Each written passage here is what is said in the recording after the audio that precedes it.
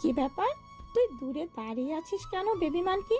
দুদিন হলো দেখছি তুই বেবিটাকে একবারও ছুঁয়ে দেখিস না, একটু কোলে নেওয়ার কথাও বলছিস না। কাহিনী কি হ্যাঁ? আমার ভয় করে, আমি বেবিকে কোলে নিব না। সত্যি নিবি না? না একটুখানি নিয়েই দে। না না না, আমি নিব না বলতি তো। তাসিন দু হাত মাথা নেড়ে দৌড়ে এগিয়ে তিথির গা ঘেঁষে বসে পড়ে সোফায়। মামুনির শাড়ির আঁচলে মুখ লুকিয়ে চড়া দৃষ্টিতে তাকায় ফুপুমনির দিকে। তাই তো দেখছি, এত বড় প্রত্যাখ্যান মেনে নেয় না। বেবি তুই মান কি বাদ। টোটালি বাদ। ভাবি শোনো, তোমার ছেলে যেন সাহামিকাকে পরে ডিস্টার্ব করতে না আসে, আগেই সতর্ক করে দিচ্ছি কিন্তু, না হলে পরে ইফটিজিং মামলা ঢুকে দেব। তিথি ছেলের দিকে এক নজর তাকিয়ে ফোনের দিকে মনোনিবেশ করে। টাইপিং করতে করতে শান্ত গলায় বলে, ভয় পাচ্ছ কেন তুমি? ছোট বেবিদের তো সবাই আদর করে। মামুনি, ইয়ো পানি কোথায়? আবার ইউ পানি বলেছি না, চাচিমণি বলে ডাকবে। সানজি হালকা কোল ঝাঁকাতে ঝাঁকাতে হাঁটতে থাকে ফ্লোর জুড়ে। রাজকন্যা সাহেবা গভীর ঘুমে নিমজ্জিত। সেদিক পানি এক পলক তাকিয়ে ভারী কণ্ঠে বলে, ইও পানির মেয়াদ উত্তীর্ণ হয়ে গিয়েছে, এখন থেকে ইও পানি হচ্ছে এই ভেবি। এর জন্য নতুন ইও সানি খুঁজবো আমরা, তার সাথে বিয়ে দেব। ইয়ো পানি? হ্যাঁ। তাসিন মায়ের আঁচল হতে মুখ তুলে বিস্মিত ভাব চোখে মুখে ফুটিয়ে তুলে বলে, কিন্তু ইয়ো পানি তো শুধু আমার। কে বলেছে তোর? তোকে আমরা দেব না, তুই তো বেবিকে দেখে ভয় পাস। এই ইও পানিকে আমরা অন্য জায়গায় বিয়ে দেব। লাল টুকটুকে শাড়ি পরবে সে, ঠিক যেমন করে আগের ইও সানি এবং ইও পানির বিয়ে হয়েছে ওই রকম করে বিয়ে হবে। মাঝখানে তুই হবি বাপ্পারাজ। বাপরাজকে? বাপরাজ না বেবি মানকি, বাপ্পারাজ, তোর সিনিয়র ভার্সন।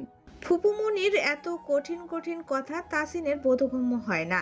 সে অবুঝের ন্যায় ভাবতে থাকে সবকিছু।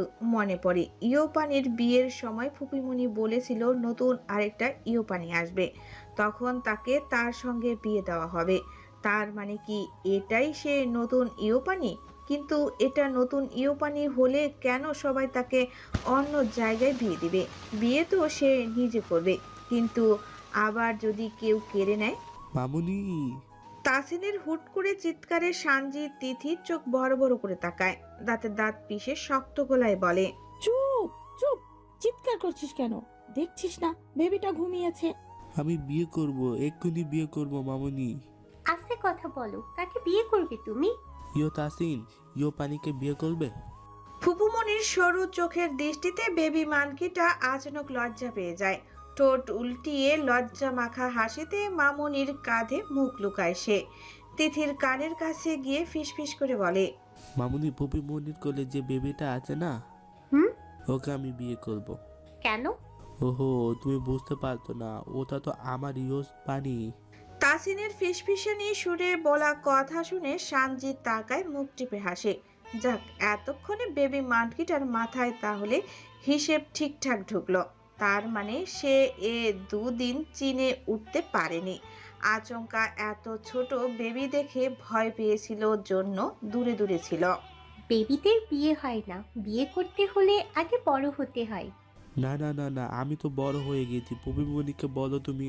ফুপ্পি মনিকে বলে লাভ নেই, ফুপ্পি মনি শুনবে না। তুই বললি কেন? ভয় পাস বেবিকে দেখে? আর কাজ হবে না, তুই আউট। একদম বলে আউট। তাসিন কাঁধ হতে মাথা তুলে তিথির গলা ছেড়ে সজা হয়ে দাঁড়ায় সোফার উপরে।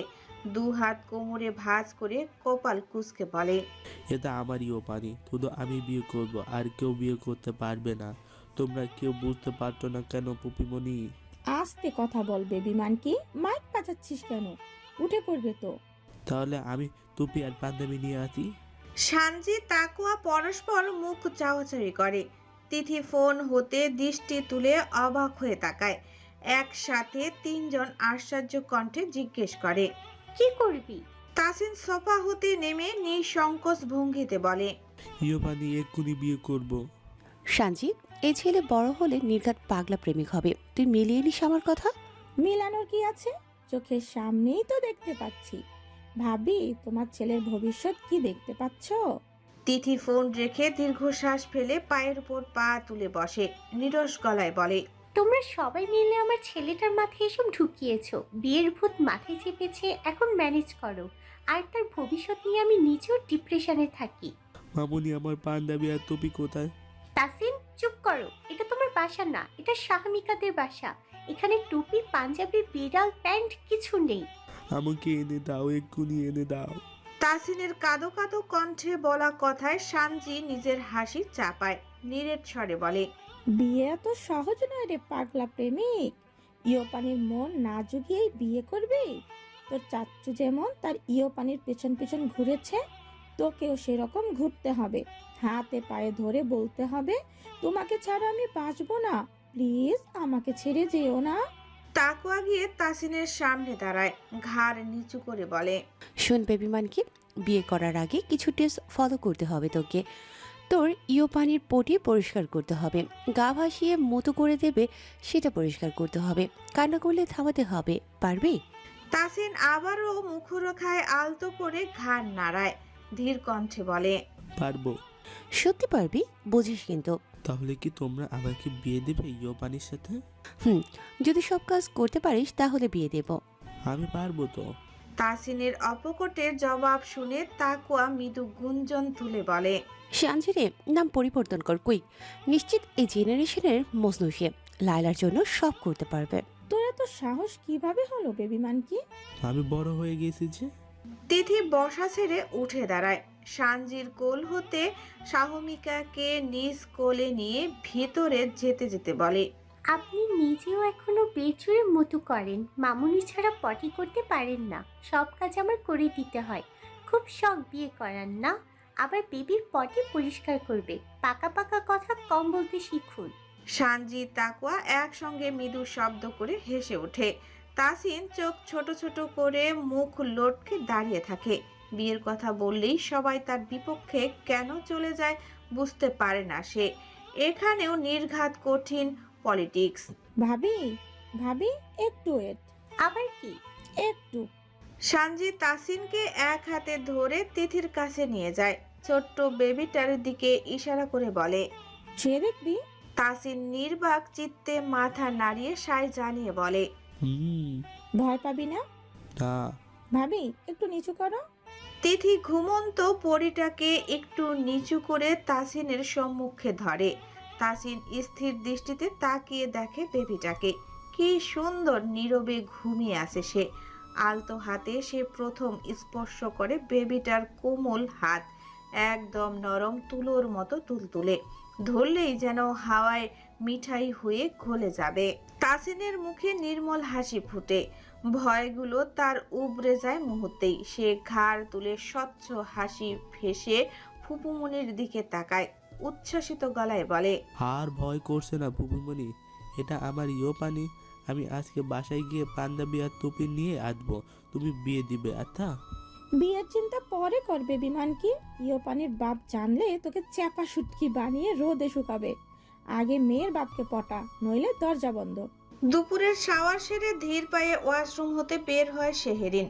মাথায় পাতলা একটা গামছা দিয়ে চুলগুলো খোপার মতো করে বেঁধে নিয়েছে উঁচু করে। কপালে মুখে বিন্দু বিন্দু জলকণাগুলো তার শুভ্র মুখটাকে দানা বেঁধেছে।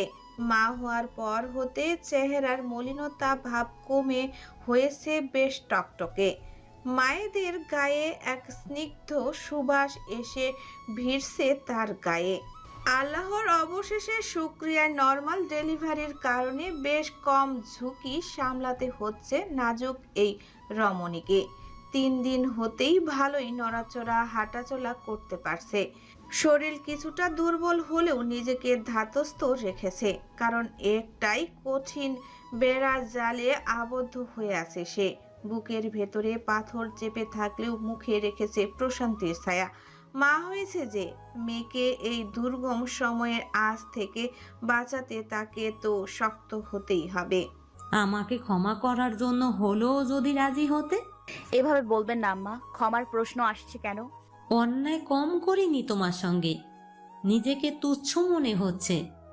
মা হয়ে এমন অন্যায় মেনে নেওয়া যায় না। সবচেয়ে কঠিন শাস্তি হচ্ছে আফসোস এবং অনুতাপ। অনেক বেশি কষ্ট এখানে। যেটাতে আমি ভুক্তভোগী। আমি একটু মুক্তি পেতে চাই। মুক্তি দিবে কি?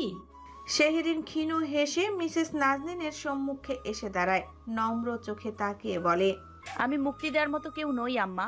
আপনার অনুশোচনা বোধটুকু যে এসেছে নিজের মধ্যে, ধরে নিন এটাই আপনার মুক্তি। কলুষিত আত্মাকে দূরে সরিয়ে নিজেকে নিজেই মুক্তি দিন। আপনার ভালোটা আমি গ্রহণ করব। আপনাকে সম্মান শ্রদ্ধায় আমি পরিপূর্ণ রাখব।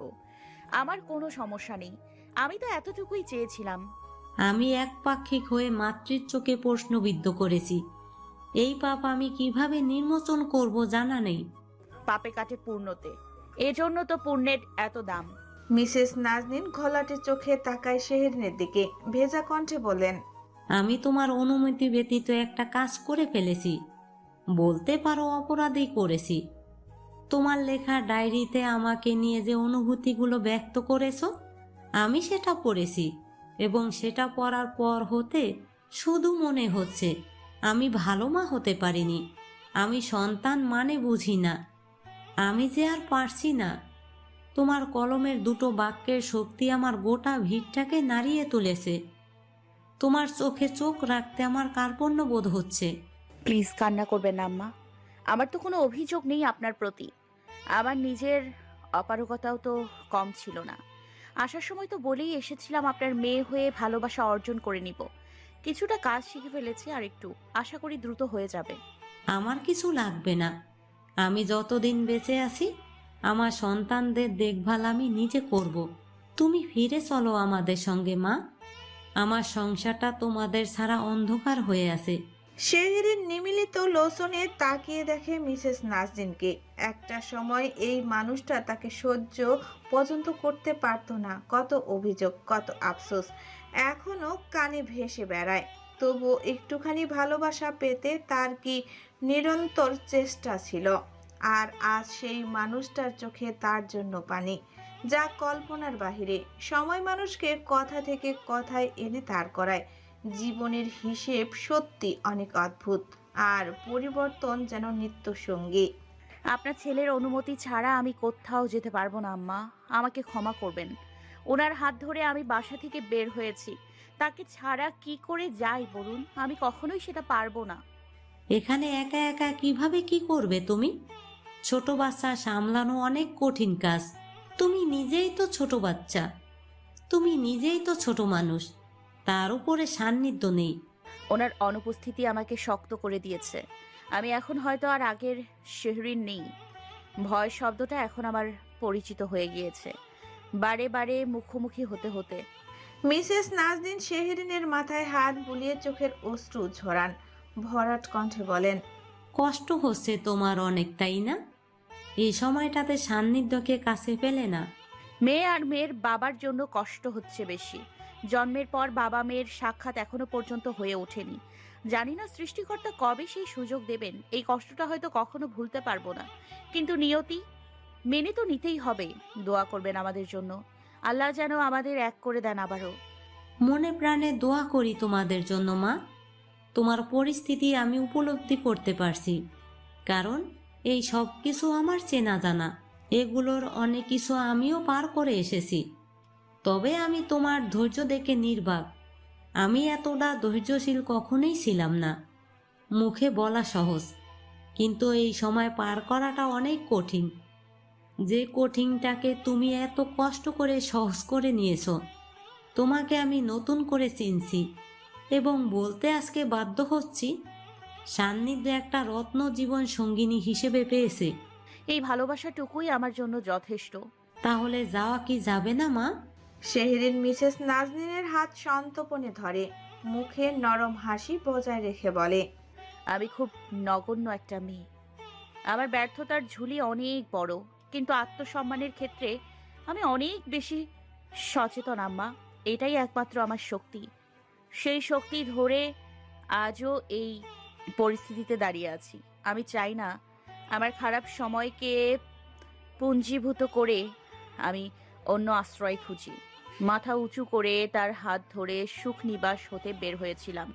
ইনশাল্লাহ মাথা উঁচু করে আবার তার হাত ধরে মেয়েকে নিয়ে সুখ নিবাসে প্রবেশ করব। তার মাঝের যুদ্ধগুলো আমার একান্ত। আমি আমার আত্মসম্মানটাকে খোয়াতে পারবো না। আমায় মাফ করুন। মিসেস নাজনীন শেহরিনকে দেখে নিস্তব্ধ হয়ে যায়। মেয়েটার অসম্ভব আত্মসম্মান তাকে নিশ্চুপ করিয়ে দেয়, যার ফলে প্রসঙ্গ পাল্টে ফেলতে সে বাধ্য হন। হাতের উপর হাত রেখে কোমল গলায় বলেন, ভালো থাকো তুমি। এই পরিস্থিতি কাটিয়ে আমার বাড়ি আবার আলোকিত করো। অপেক্ষায় থাকবো তোমাদের। দুপুরের খাওয়া দাওয়া শেষ, কিছুটা সময় কাটিয়ে প্রস্থান নেন মিসেস নাজনীন। ঠিক তার পরপরই বিকেলের দিকে অ্যাপার্টমেন্টের বিশেষ দরকারে আসে সারফরাজ। সান্নিধ্যের অফিসের কিছু নথিপত্র সংগ্রহ করে তা পরোক্ষ করার মাঝে ফোনে কথা বলতে ভীষণ ব্যস্ত সে। কপালে জমে আছে শ্বেতকণা, মুখ জুড়ে একরাশ ক্লান্তির ভাব। অবিরাম গতিতে চলছে তার ছোটাছুটি, এর মাঝে নজর রাখতে হচ্ছে আবার বিজনেসেও। ভাইয়া, সারফরাজ সানজির কণ্ঠ পেয়ে পিছু ঘুরে তাকায়। কানে ফোন রেখে ভ্রু উঁচিয়ে জিজ্ঞাসা দৃষ্টিতে তাকাতেই সানজি ধীর কণ্ঠে বলে, কথা শেষ করে একটু ড্রয়িং রুমে আসো, দরকার আছে। আচ্ছা, যা আসছি।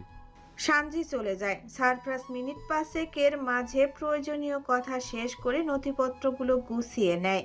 হাত ঘড়িতে সময় দেখে তড়িৎ পায়ে এগোয় ড্রয়িং রুমের দিকে। সারফরাজের আগমন ঘটতেই শেহরিন বসা ছেড়ে উঠে পড়ে সোফা হতে। অপরদিকে তিথি চুপচাপ মাথা নিচু করে নখ খুঁটতে থাকে। সারফরাজ এক নজর সেদিকে তাকিয়ে দৃষ্টি সরিয়ে নেয়। শেহরিনের উদ্দেশ্যে শান্ত গলায় বলে, উঠতে হবে না, বসো। সমস্যা নেই ভাইয়া, আপনি বসুন প্লিজ। কি দরকার? আছে দরকার। একটু তাড়াতাড়ি শেষ করবে, আমাকে বের হতে হবে আবার। শেহরিন সানজি পরস্পর দৃষ্টি বিনিময় করে। সানজির চোখের পাতায় কিছু একটা বুঝতেই শেহরিন নরম গলায় বলে, আচ্ছা বেশি সময় নিব না।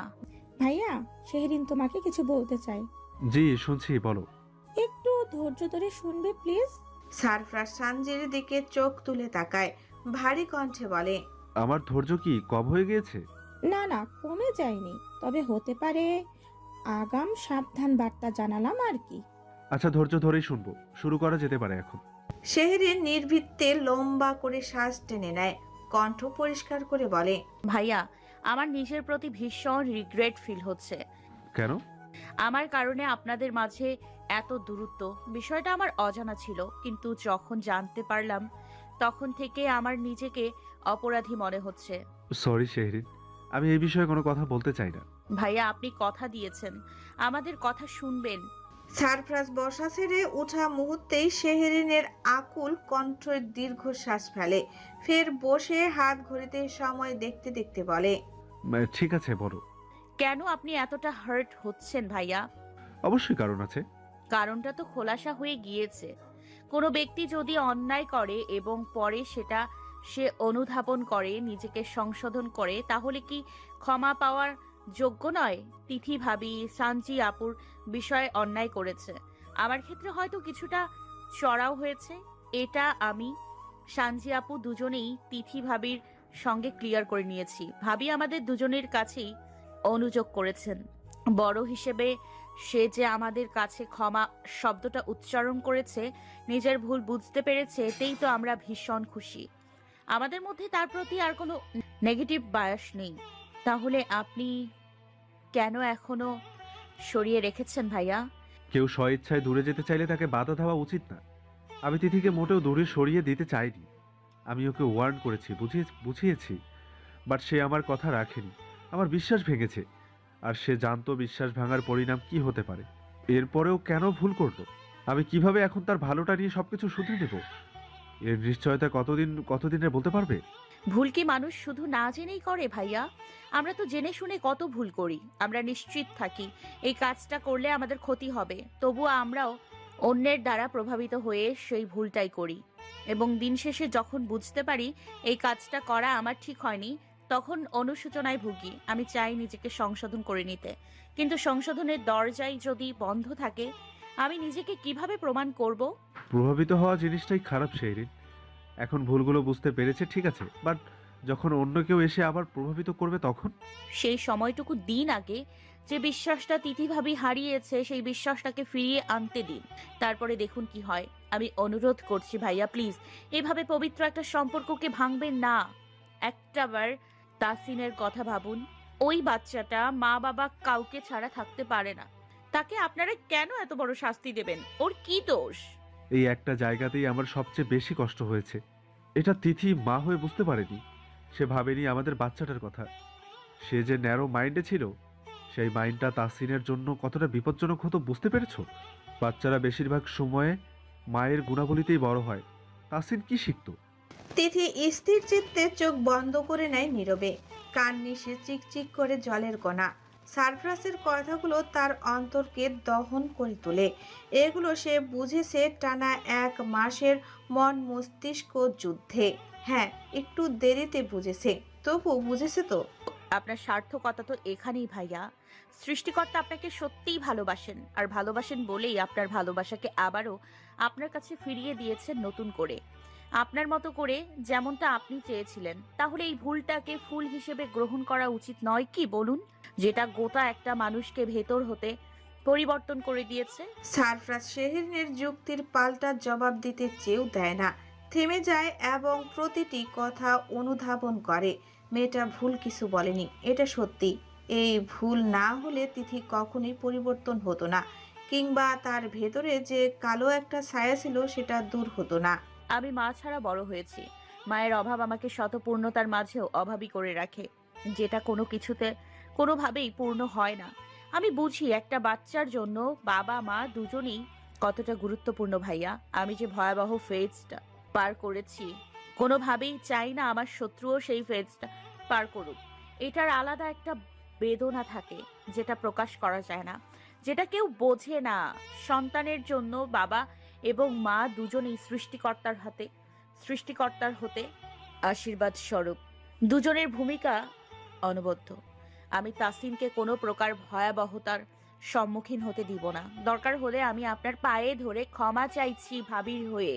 প্লিজ শেহরিন, এসব বলবে না। তুমি আমার বোন, পায়ে ধরার মতো কেউ নয়। আমি তোমার কথাগুলোকে গুরুত্ব দিয়েই শুনছি। আমি কিভাবে বুঝবো আপনি গুরুত্ব দিচ্ছেন? সারফরাজ শেহরিনের দিকে তাকায়, যৎকিঞ্চিত হেসে বলে, ইঞ্জিনিয়ার না হয়ে লয়ার হওয়া উচিত ছিল তোমার। কি করতে হবে?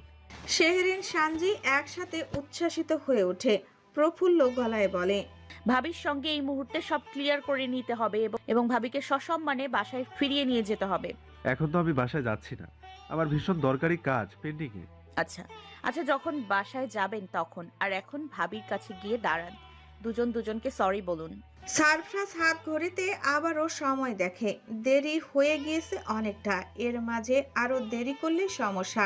সে বসা ছেড়ে উঠতে উঠতে হতাশ গলায় বলে, লাইফের ফার্স্ট দেখলাম আসামি আর ভুক্তভোগী এক হয়ে বিচারকের কাঠখোড়ায় দাঁড় করায়। হ্যাঁ হ্যাঁ তাই, এখন সরি বলো দুজন দুজনকে।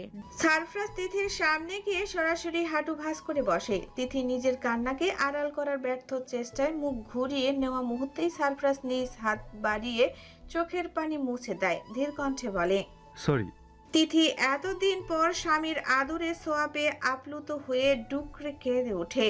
কয়েকক্ষণ পর দৃষ্টিতে তাকিয়ে থেকে সারফরাজকে সঙ্গে সঙ্গে জাপটে ধরে আষ্টে পিষ্টে, চোখ বন্ধ করে কান্নাজড়িত গলায় বলে ওঠে, sorry sorry sorry, really sorry. মে মাসের শেষ দিন আজ। কাঠ ফাটা রোদ যেন আকাশ থেকে আগুন ঝরাচ্ছে। তীব্র দাবাদাহে চট্টগ্রামের রাজপথ তপ্ত লোহার পরিণত হয়েছে। কিন্তু আদালত চত্বরের বাইরে এই জনসমুদ্র গমনের কোনো তোয়াক্কা নেই। শত শত মানুষ হাজির হয়েছে, পক্ষ বিপক্ষের সংঘর্ষে রক্তারক্তি, পুলিশের বাঁশির আওয়াজ, লাঠিচার্জ, সব মিলিয়ে এক অগোছালো উত্তপ্ত পরিবেশ। ক্ষমতার জোরে শাহজাহান সাহেব সান্নিধ্যের রিমান্ড বাতিল করেছিলেন। কিছু মাস পেরোতেই পুলিশ আজ পুনরায় চার্জশিট দাখিল করেছে। গুঞ্জন উঠেছে সহযোগী আসিফকে 24 ঘন্টার মাঝে গ্রেপ্তার করা হবে। তাকে ধরা এখন সময়ের ব্যাপার। সমস্ত রাজনৈতিক মারপ্যাচ পেরিয়ে তাই সান্নিধ্যকে আজ করা হয়েছে আদালতে হাজির। সমস্ত বিচারাধীন প্রতিক্রিয়া শেষে আদালত 7 দিনের রিমান্ড মঞ্জুর করেছেন। নেতা সাহেবকে এখন তোলা হবে বিশেষ প্রোটোকল সম্পূর্ণ প্রিজন গাড়িতে। পুলিশ, ক্যামেরা, সাংবাদিক সব সারি সারি হয়ে দাঁড়িয়ে আছে। ঘাম ছুটে যাচ্ছে পরিস্থিতি নিয়ন্ত্রণ করতে, কেননা সান্নিধ্যের সমর্থী লোকজন অর্থাৎ পুরো ফটিকছড়ি উপজেলার মানুষ আজ রাজপথে নেমে আন্দোলন শুরু করেছে। তাদের দাবি যে কোনো মূল্যে তাদের এমপি সাহেবের মুক্তি চাই।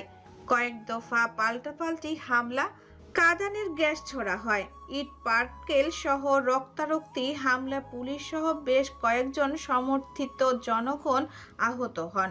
পুরো কোর্ট চত্বর জুড়ে মোতায়েন করা হয় বাড়তি পুলিশ।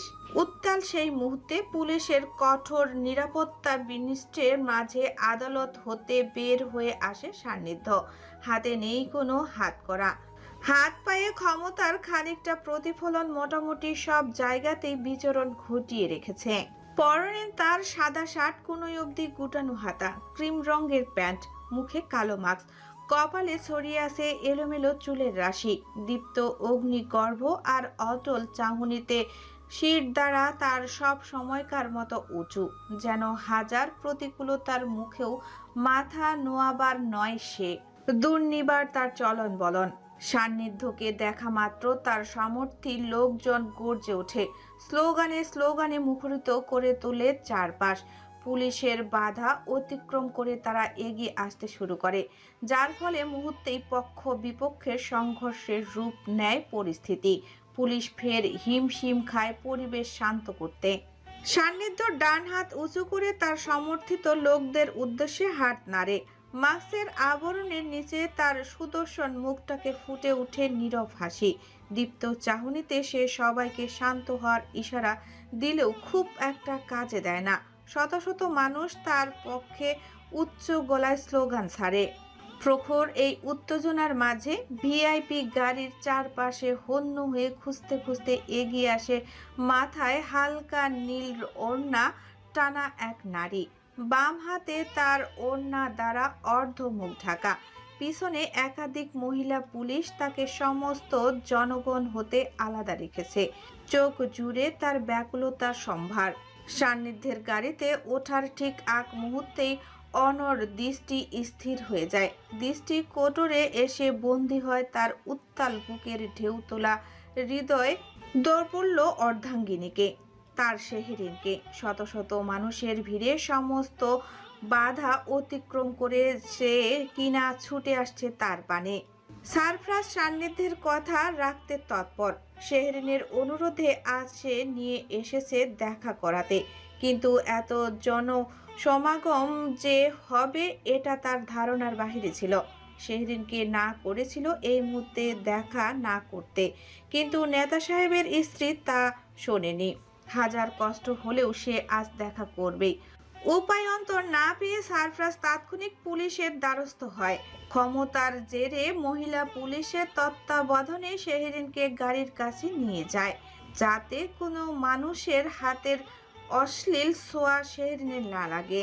সান্নিধ্য গাড়িতে উঠে তার হাত বাড়িয়ে দেয়। শেহরিন পাগলের মতো ছুটে আসে গাড়ির দরজার কাছে।